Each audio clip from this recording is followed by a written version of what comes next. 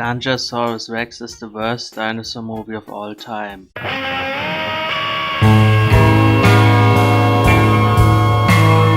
I thought I'd watch this as a joke for 420, but the joke is on me because there's nothing to talk about in this. And this despite the fact that it is longer than other home video garbage like Saurians or Dinosaur from the Deep. So during the war on drugs panic of the 80s, some pot-smoking hippies in California made a shitty monster movie that is about as engaging as you'd expect from something created by people who were probably high by filming and editing this. I get in touch with something inside of me. I create my reality with my positive thought from within. If you think that's scary, we're gonna have Gary with all the rest of the news right after this.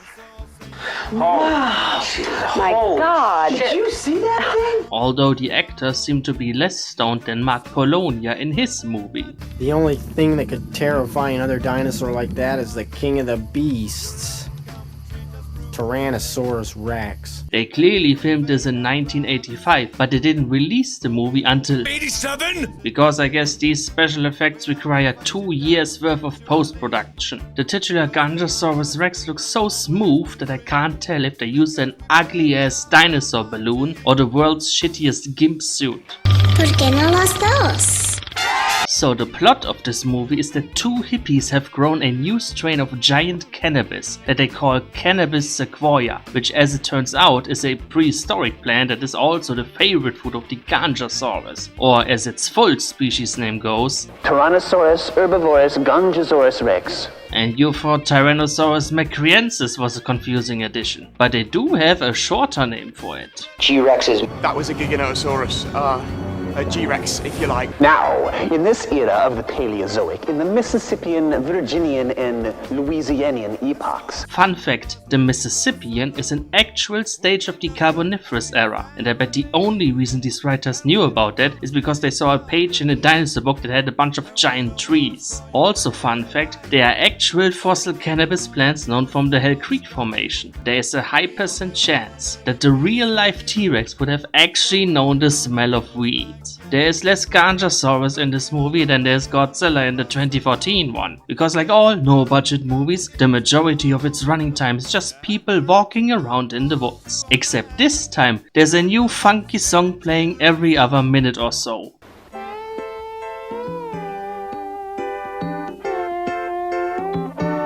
Since this predates Jurassic Park by half a decade, the only reference pool they had in terms of dinosaur movies was Godzilla. A single egg was miraculously preserved in the petroleum mineral ooze off the coast of Japan.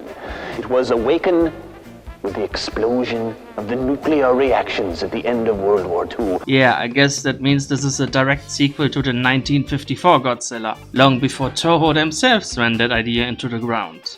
I'll get some kamikaze pilots. Oh, and -1 is canon too, I guess. The hippies want to save the Rex because one of them thinks he has a psychic connection with it, making him this movie's Migi Segusa. Except he just disappears from the rest of the movie and doesn't show up again after the final conflict is resolved.